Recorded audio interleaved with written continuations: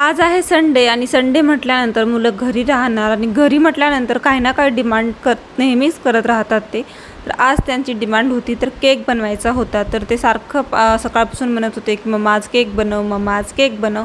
तर चला म्हटलं तुमच्यासोबत ते रेसिपी शेअर करावं आणि पटकन केक बनवून द्यावं.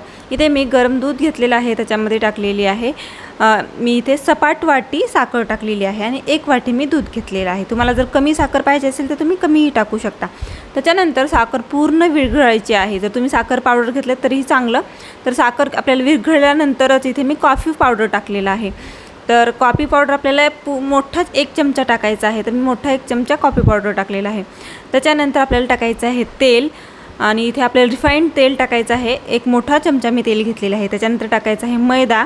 तर मैद्यापासून बनवते, तुम्ही मैद्याऐवजी गव्हाच्या पिठापासून किंवा रव्यापासूनही बनवू शकता अशाच प्रकारे. तर पाहू शकता मैदा मी चाळून घेतलेला आहे. चाळून घ्या म्हणजे मस्त असा फुगतो आपला केक चाळल्यानंतर आणि कन्सिस्टन्सी असे पाहिजे. पाहू शकता तुम्ही कसा पडतोय. त्यानंतर आपल्याला टाकायचं आहे व्हॅनिला इसेन्स नसेल तर तुम्ही इलायची पावडर पण टाकू शकता. मस्त मिक्स करून घ्यायचं. त्याच्यानंतर बेकिंग पावडर टाकायचा. बेकिंग पावडर नसेल तर तुम्ही इथे इनो पण टाकू शकता. त्याच्यानंतर माझ्याकडे बटर पेपर नव्हता म्हणून मी इथे छान तेल लावून घेतलेलं आहे. त्याच्यानंतर मैदा स्प्रेड करून घेतलेला आहे. त्याच्यानंतर छान त्याच्यावर बॅटर टाकून घ्यायचं आहे आपल्याला.